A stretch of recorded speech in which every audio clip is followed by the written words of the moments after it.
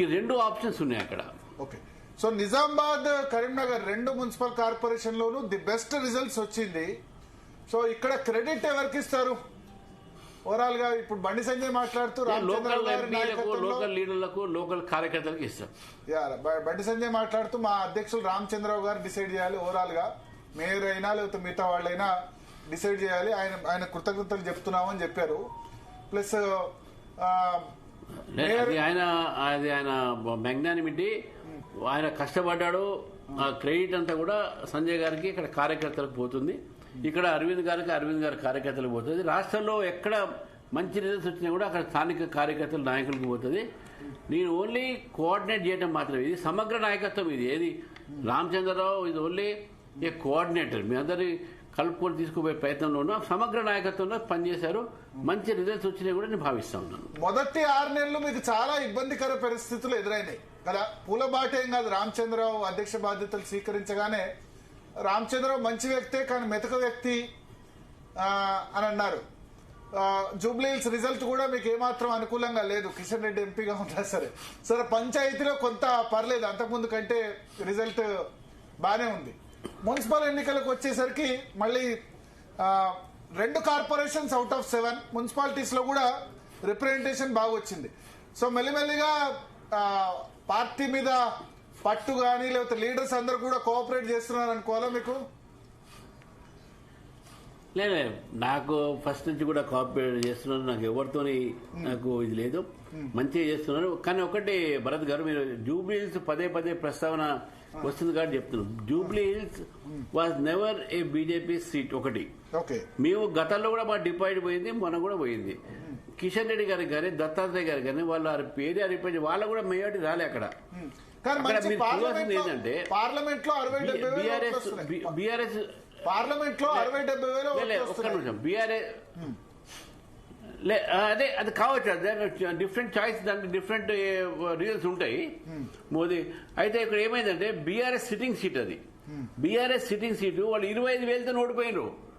వాళ్ళు అది ఎవరు డిస్కస్ చేయట్లేదు. బీజేపీకి డిపాజిట్ రాలేదని ఎక్కువ డిస్కస్ చేస్తున్నారు, కానీ సిట్టింగ్ సీట్ బీఆర్ఎస్ 25,000 ఓట్స్ ఓడిపోయిందని ఎవరు డిస్కస్ చేయట్లేదు. అంటే వాళ్ళ గురించి కూడా డిస్కస్ చేశారు. అన్న పాయింట్ నాకు మాకు ఎంత సార్, మేము క్లెయిమ్ కూడా మాకు గతంలో డిపాజిట్ పోయింది, ఇప్పుడు డిపాజిట్ పోయింది, పెద్ద ఏముంటుంది దాంట్లో. కానీ ఎవరు ఎందుకు ఆలోచిస్తారు, సిట్టింగ్ సీట్ పోయిన వాళ్ళ గురించి ఎందుకు మాట్లాడలేదు? అదే నా పాయింట్. అని వాళ్ళకు కూడా అన్నారు, బట్ వాళ్ళనే వాళ్ళే మమ్మల్ని అంటున్నారు. కిషన్ రెడ్డి ఎంపీ తర్వాత మీరు సిటీలో మీరే రాష్ట్ర అధ్యక్షులు ఉన్నారు, సిటీ లీడర్షిప్ ఉంది. సో ఇంత బలంగా సిటీలోనే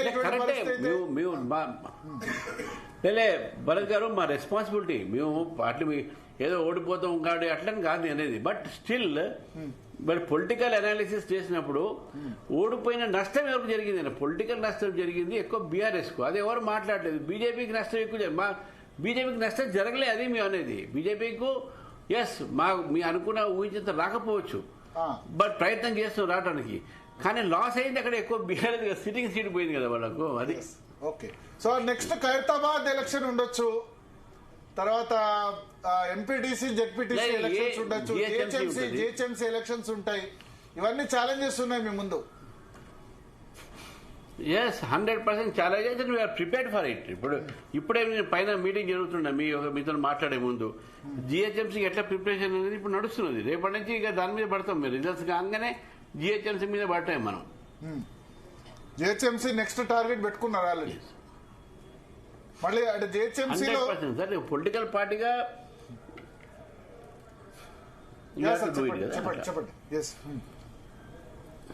పొలిటికల్ పార్టీగా ఏ ఛాలెంజ్ వచ్చినా, ఎలక్షన్స్ వచ్చినా, ఆర్ ఎనీ ఎడ్యుకేషన్ వచ్చినా, ఇష్యూస్ వచ్చినా, the party must be prepared, cadre must be prepared, leaders must be prepared. ఆ ప్రిపేర్డ్నెస్ మేము తీసుకొస్తున్నాం అట్లా. ఓకే. ఇప్పుడు రాష్ట్రంలో తయారీ అంటే మాది, రాష్ట్రంలో చాలా మున్సిపాలిటీస్ లో బీజేపీ కింగ్ మేకర్ గా ఉంది, కింగ్ మేకర్ గా అవతరించింది. కొన్ని చోట్ల మీరు సపోర్ట్ ఇస్తే కాంగ్రెస్ మున్సిపల్ చైర్మన్ అవుతారు, కొన్ని చోట్ల మీరు సపోర్ట్ ఇస్తే బీఆర్ఎస్ మున్సిపల్ చైర్మన్ అవుతారు, లేదా మీరే మున్సిపల్ చైర్మన్ కూడా అయ్యే అవకాశాలు ఉన్నాయి. సో ఈ సందర్భాల్లో ఇక్కడ మీరు ఏం చేస్తారు? బీఆర్ఎస్ సపోర్ట్ ఇస్తారా, కాంగ్రెస్ సపోర్ట్ ఇస్తారా, లేదా సైలెంట్ గా ఉంటారా, లేదా మున్సిపల్ చైర్మన్ వాళ్ళకిచ్చి వైస్ చైర్మన్ గా తీసుకుంటారా? 2 days సమయం మాత్రం ఉంది, 16వ తేదీ ఎలక్షన్. ఈ రోజు వరకు పాలసీ మ్యాటర్గా మీరు తటస్థంగా ఉంటామండి. మా ఓటర్లని, మా మెంబర్స్ని మేము కాపాడుకుంటాం. మేము గెలిచే చోట మేము గెలిచే ప్రయత్నం చేస్తాం. ఎక్కడైతే మేము గెలవలేమో అక్కడ తటస్థంగా ఉంటాం. తటస్థంగా అంటే ఎవరు సపోర్ట్ చేయరు, బీఆర్ఎస్ కానీ కాంగ్రెస్ కానీ. ఇప్పుడు that is what hour decision is right now. కానీ అంటే ఇప్పుడు కొన్ని విచిత్రాలు జరిగాయి లాస్ట్ టైం మీరు అబ్జర్వ్ చేస్తే. మణికొండ మున్సిపాలిటీలో కాంగ్రెస్ బీజేపీ పొత్తు జరిగింది. Congress chairman, BJP vice chairman. మేము నివాసం ఉంటున్న మున్సిపాలిటీ, నాకు కూడా దాంతో ఆ ఇష్యూతో కొంత తెలుసు కాబట్టి. సో అట్లా చిత్ర విచిత్రాలు లోకల్ లెవెల్లో జరుగుతూ ఉంటాయి. ఇప్పుడు మీకు కాంగ్రెస్ జాతీయ వ్యాప్తంగా శత్రువు, బీఆర్ఎస్ కూడా కాంగ్రెస్ అంత శత్రువేనా? ఇద్దరు సమాన శత్రువులైనా కొంచెం తక్కువ శత్రువు బీఆర్ఎస్? ఇంత ఈక్వి డిస్టెన్స్, ఇద్దరు క్లోజ్ బ్రదర్స్ ఆఫ్ ఎంఐఎం కదా. మాకు ఈక్వి డిస్టెన్స్. అయితే మీరు అన్న పాయింట్ లో లోకల్ లెవెల్లో లాస్ట్ టైం చేసుకున్నారు. మేము కూడా సరే వాళ్ళు చేసుకుంటున్నారు కదా, మేము కూడా ఇంటర్ఫియర్ కాలే, మమ్మల్ని అడగలేదు. చేసుకున్న తర్వాత చెప్పారు, ఏం మాట్లాడలేము కదా అట్లా. సో ఇప్పుడు లోకల్ లెవెల్లో జరిగితే అదే విధంగా రెస్పాండ్ అవుతారా? లోకల్ లెవెల్లో జరిగితే అదే విధంగా ఇప్పటివరకు అది ఓన్లీ స్పెక్యులేషన్ కదా. There is no direction. Ultimate గా జరగదని మేము అనుకుంటున్నాం. అల్టిమేట్ గా మున్సిపాలిటీల్లో కాషాయ జెండా ఎగరాలి కదా, చైర్మన్ వైస్ చైర్మన్ రావాలి కదా.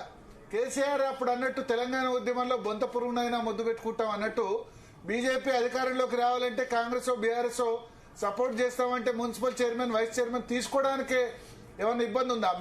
మీరు వైస్ చైర్మన్ అయ్యి వాళ్ళు చైర్మన్ చేయడానికి అట్లా ఏమైనా ఇబ్బందికరంగా అవరోధంగా ఉంటుందా పార్టీ పాలసీ? పార్టీ పాలసీ ఇద్దరు ఈక్వి డిస్టెన్స్ సార్. మాకు ఇద్దరు రైవల్స్, పొలిటికల్ రైవల్. మీ ఎవరికి దగ్గర కాదలుచుకోలేదు. మేము తెలంగాణలో ఒంటరి పోరాటంతోనే మేము ఎదగాలనుకుంటున్నాం. కాబట్టి right now our policy is not to go with anyone. మీ ఎవరితో పోము, అది మా డిసిషన్, మా ఒక లైన్. ఓకే, ఎవరితో అయితే పోరు. ఇంకా 2 days లో అయితే క్లారిటీ వస్తుంది. మీకే